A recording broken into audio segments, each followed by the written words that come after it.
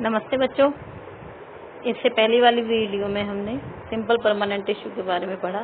अब तक हम टिश्यू चैप्टर शुरुआत कर चुके हैं। 2 वीडियो से कंप्लीट हो चुकी हैं आपकी। मेरिस्टेमेटिक टिश्यू और सिंपल परमानेंट टिश्यू हम पढ़ चुके हैं।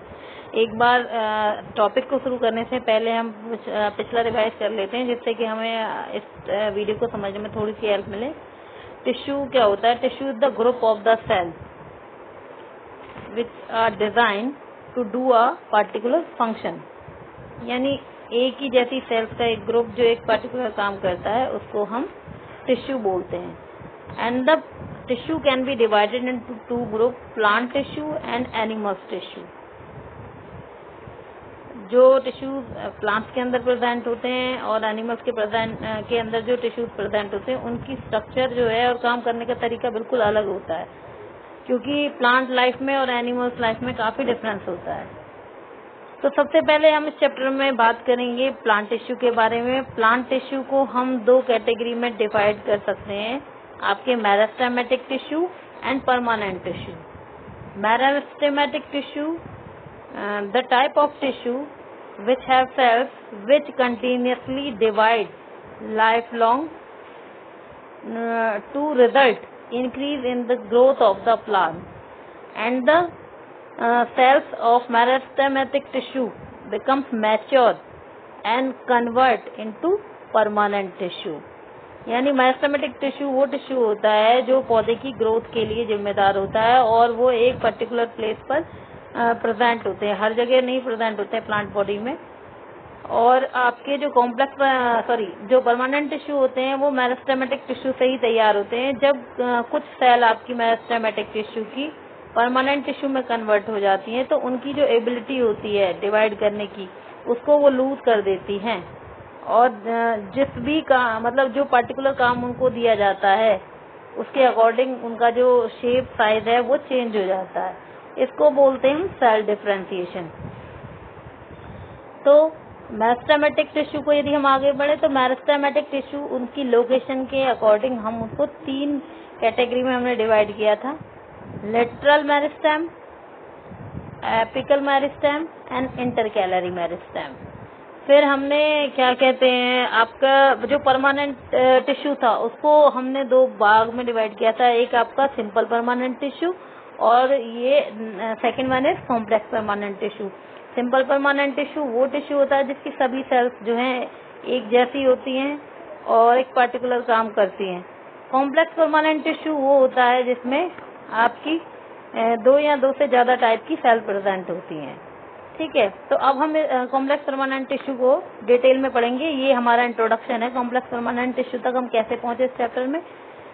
The different type of tissues we have discussed until now are all made up of one type of cell which look like each other. Such tissues are called simple permanent tissue।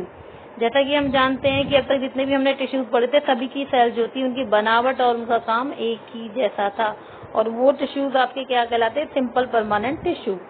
Yet another type of the permanent tissue is the complex tissue। और दूसरे तरीके का जो permanent tissue है वो आपका है complex tissue. Complex tissues are made up of more than one type of cell। All these cells coordinate to perform a common function।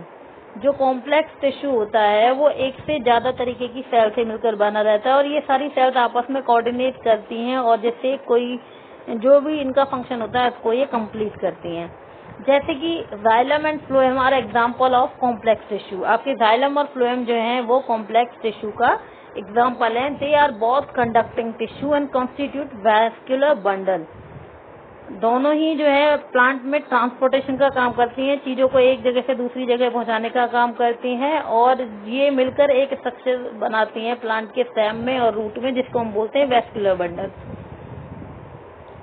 Vascular और conductive tissue is a distinctive feature of the complex plant. जितने भी higher plants होते हैं उनकी structure में उनकी body के अंदर ये स्ट्रक्चर प्रेजेंट होती है, कंडक्टिव टिश्यू और वैस्कुलर बंडल नाम की स्ट्रक्चर जो होती हैं।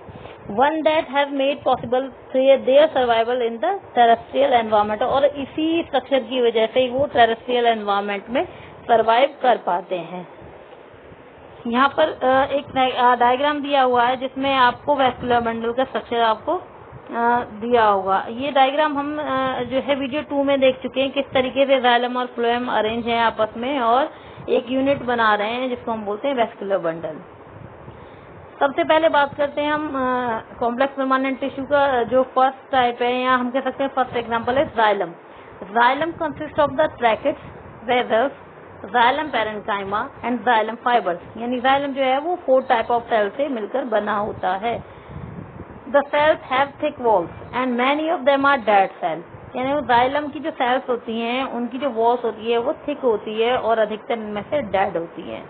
ट्रैकेट and the vessel are tubular structures. और ट्रैकेट और वेसल जो होती हैं, जाइलम ट्रैकेट और जाइलम वेसल जो होती हैं वो ट्यूब जैसी होती है स्ट्रक्चर में।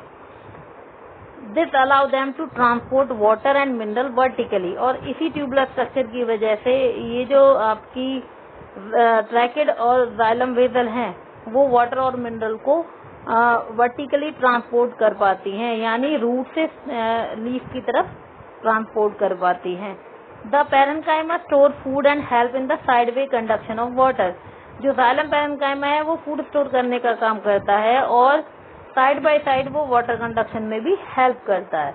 Fibres are mainly supportive in function. और जो आपके जाइलम फाइबर्स होते हैं वो पौधे को जो है सपोर्ट प्रोवाइड करते हैं, उसको मजबूती प्रोवाइड करते हैं। Phloem is made up. अब ये नेक्स्ट आपका जो है वेस्कुलर टिश्यू है जिसको हम बोलते हैं फ्लोएम, जो कि एक कॉम्प्लेक्स परमानेंट टिश्यू का एग्जांपल है। Phloem is made up of the 4 type of element. Phloem भी 4 टाइप के एलिमेंट से मिलकर बना रहता है जिन्हें हम बोलते हैं sieve tube, companion cell, phloem fibres and the phloem parenchyma.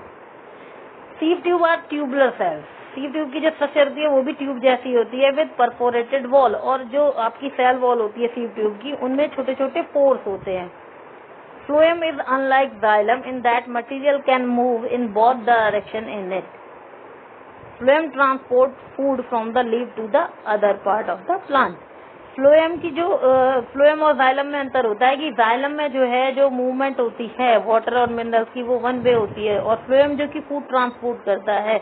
और इस फूड का ट्रांसपोर्ट phloem में जो है ऊपर से नीचे भी हो सकता है और नीचे से ऊपर की तरफ भी हो सकता है।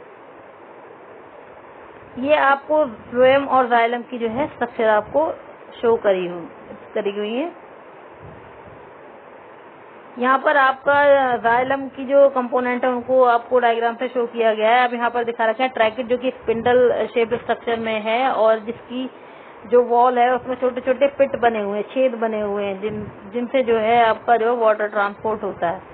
नेक्स्ट हम बात करते हैं जाइलम वेसल की। उसमें क्या होता है कि जाइलम वेसल ट्यूबुलर स्ट्रक्चर आपको नजर आ रही है और ये भी वाटर और मिनरल ट्रांसपोर्ट में हेल्प करती है।